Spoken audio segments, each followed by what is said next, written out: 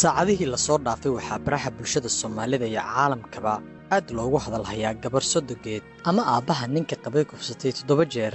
intaasi kadibna uu u dhintay odayga da'da ah kufsiga loo geystay waa marxalad adag oo ceeb fara badan xambaarsan ha yeeshee waxa uu ciwaankan ruuxay baraha bulshada waqtiyadii dhawaa haddii aad doonayso inaad wax badan ka ogaato siday wax u dhaceen sababta keentay in odagu uu dhinto ma dabaq ayaa laga soo tuuray sababta marwada la qabo ku qasabtay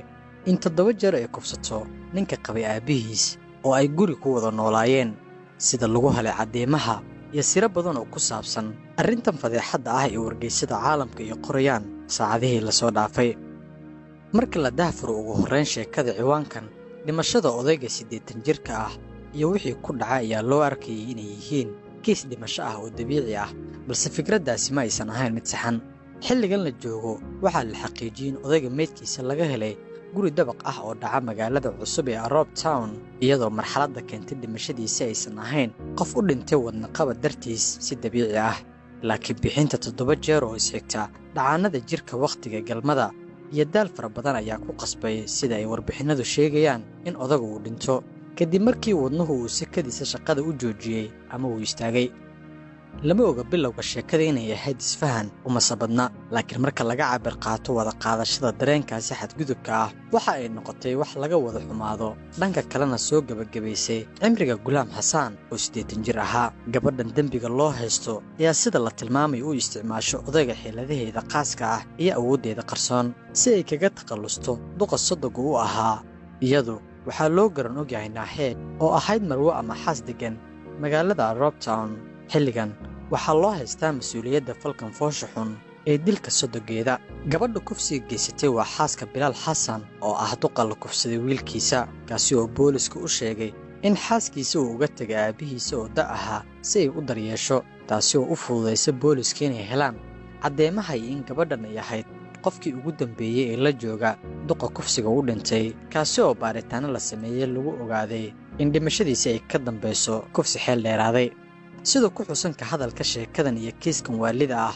maalinkii 9aad ee bisha Oktoobar ee sanadkan Bilaal oo ah dhibanaha aabihiisa la dilay waxa uu ka baxay gurigiisa si uu u gaaro shaqada isagoo xaaskiisa iyo aabihiis ku dhaafay guriga si ay u wada joogaan sidoo uu sheegay Bilaal markii uu arkay meydka aabihiisa waxa uu qiray in gacan ku dhiglaha uusan muujin wax calaamado ah Bilaal wuxuu isla markiiba ku wargeliyay booliska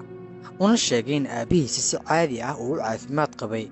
ka hor inta uusan guriga ka bixin maalinkaasi baaritaan ay biliisku sameeyeen kadib waxaa la ogaaday in marwada la yiraahdo Naaheed ay goobjoog ka ahayd faldambiyeedka ku dhacay sodogeeda xilli dhab ahaantii ay tahay dambiilaha xaaladdan oo dhan iyadoo sababta cadeemahana lagu ogaaday baaritaano lagu sameeyay isu tagga jinsiga ah iyo dhacaanada si loo xaqiijiyo wax walba warbixintu waxay tilmaamaysaa sida gabadhan marwada ah ay kaga dambaysay falka kufsiga ah iyo dilka raadka shahwada la baaray ayaa farta ku fiiqay magaca gabadhan taasi oo ceeb weyn ku noqonaysa qoyska gabadha iyo ninka qabay kadib baaritaanada Bilaal xaaskiisa oo la yiraahdo Naaheed oo ah midda falka geysatay waxaa la dhigay xabsiga waxaana lagu qasbay inay daadiso xaqiiqada dhabta ah in odayga ay u kala kiciso 7 jeer oo isxigta isagoo ugu aadan aabe maadaama ninka qaba uu aabbu yahay waxaana ay qirtaynaysan u muuqan wax ka soo hara waxa ay doonaysay iyadoo sheegtay inay ku qasabtay sodogeeda xanuunsan in galmo uu sameeyo 7 jeer oo isku xigta iyadoo qiil uga dhigaysay in ninka qaba uusan qancin karin sida lagu qoray warsidaha republicofpass.com marka dhanka kale la eego waxay gabadhan tooshka ku ifisay inaysan xaaladdan dhacday aysan ku koobnayn kaliya maalinta la soo qabtay amaba uu odagu dhintay laakiin labadii bil ee la soo dhaafay ay odagu ku qasbi jirtay inuu la seexdo ama ay kufsan jirtay si taasi la midan ay ku qasbi jirtay iyadoo garaacaysa inuusan hadlin oo uu aamusnaado arrinta sidoo kale qosolka leh ee fadeexadda sii xoojisa ayaa noqotay in gabadha faldambiyeedkan geysatay ee booliska u sheegtay inaysan rabin inay iska disho odayga sodogeeda ah oo ay jeclaan lahayd in mar walba uu guriga u dhex joogo laakiin wakhtigan ay gaaridiisu sababtay shil burburiyo wax walba caddeeyana waxyaabaha dhacay gabadhan hadda waxay ku jirtaa gacanta booliska waxa ay sugaysaa maxkamadeynteeda eegista dambiyadeeda ayaa sida sharciga ah nooca darajada koowaad kufsi iyo dil iyadoo wakhtigan xabsiga liinta ku cabaysa daawada haddii aad muuqaalkan daawatay sidee ayaad u aragtaa arrintan fadeexadda ah ee marka dhinaca la eegana qosolka badan aragtidaada ku soo qor qaybta hoose ee commentiga warbixintan waxaan u soo gudbiyey maadaama ay jiraan dad badan oo raba inay wax badan ka ogaadaan gabadhan kufsatay 7 jeer